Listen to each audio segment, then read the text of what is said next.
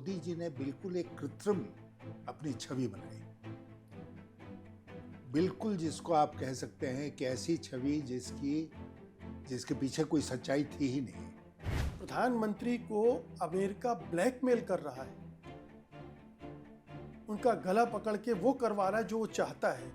ये इस स्थिति का कैसे आप विश्लेषण करें? ये एक बहुत ही गंभीर स्थिति है और मैं भी बहुत दिनों से कह रहा हूँ कि हमारे प्रधानमंत्री जी कॉम्प्रोमाइज्ड हैं। इतना डर क्या अडानी की वजह से है? केवल अडानी की वजह से नहीं होगा। देखिए, मोदी जी को हमको लगता है कि ठीक है, एक सेठ अगर पॉकेट में हो तो राजनीतिक जीवन बहुत आसान हो जाता है, लेकिन केवल अडानी नहीं हो सकता है। ये हमको लगता है कि मोदी जी का खुद का कोई राज है जो ट्रम्प के पास है। तो उसमें अगर ये एक बात खुले कि पेगासस का इस्तेमाल मोदी जी ने अमित शाह और राजनाथ सिंह या भारत के राष्ट्रपति के खिलाफ भी किया, तो क्या सिचुएशन बनेगा इस देश में। तो ये पुरी साहब का इस्तीफा क्यों नहीं ले रहे हैं मोदी जी? क्या उनको ये डर है कि भाई अगर पुरी का इस्तीफा लेंगे तो कुछ और राज सामने आ जाएंगे?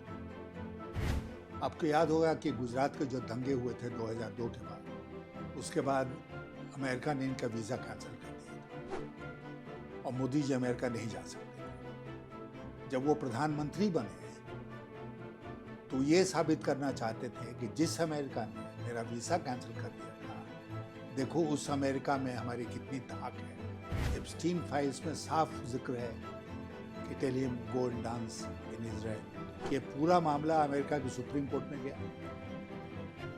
ये जानकारी मान लीजिए हमको नहीं थी, आपको नहीं थी, भारत सरकार को तो थी। आपको नहीं लगता कि जो डोनाल्ड ट्रंप ने फ़ोन किया था वो दरअसल फ़ोन कहा था ये ट्रेड डील एक्सेप्ट करो? हाँ, और उन्होंने तुरंत एक्सेप्ट कर लिया। बिल्कुल बिल्कुल गला पकड़े हुए हैं ट्रंप। हाँ, कि जब मैं अटल जी ने हमको विदेश मंत्री बनाया तो उनके पास में गया। अब मैंने उनसे कहा कि हमको क्या करना चाहिए, प्राथमिकताएं हमारी क्या हो। तो अटल जी ने मुझसे एक बात कही जो मैं कभी भूला नहीं।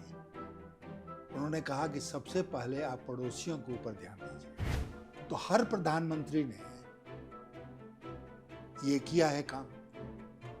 मोदी जी क्यों झुक गए हैं इतने कि उनको हिम्मत नहीं हो रही है कि वो इस तरह का कोई काम करें। कि मोदी जी कॉम्प्रोमाइज है ना केवल अमेरिका में, बल्कि वो चीन में भी कॉम्प्रोमाइज है। तो अगर आप गौर से देखें तो आप पाएंगे कि चीन जहां जहां हमको झुकाना चाहता था वहां वहां चीन ने हमको झुकाया और हम पीछे हट गए हैं। और हम कहते हैं आर्मी चीफ को जो उचित समझो कर। इसलिए बीजेपी से कब उठेगी आवाज़ ये कहना मुश्किल है, लेकिन कभी न कभी तो उठेगी जब उनको लगेगा एक बार कि मोदी जी अब हमको चुनाव नहीं जीता सकते। पार्लियामेंट में जिसको ये लोग पप्पू कहते थे वो तो अब शाइन करने लगा। राहुल गांधी का यहाँ से आगे भविष्य क्या देखते हैं? मैं मानता हूँ उनका भविष्य उज्ज्वल है। प्रधानमंत्री मोदी के नेतृत्व में आपको भारत का भविष्य कैसा दिख रहा है आज के दिन तो अंधकार में दिख रहा है। और सबसे बड़ा खतरा इस नेतृत्व का जो है वो ये है कि वो देश में प्रजातंत्र को समाप्त करने की दिशा में काम कर रहे हैं।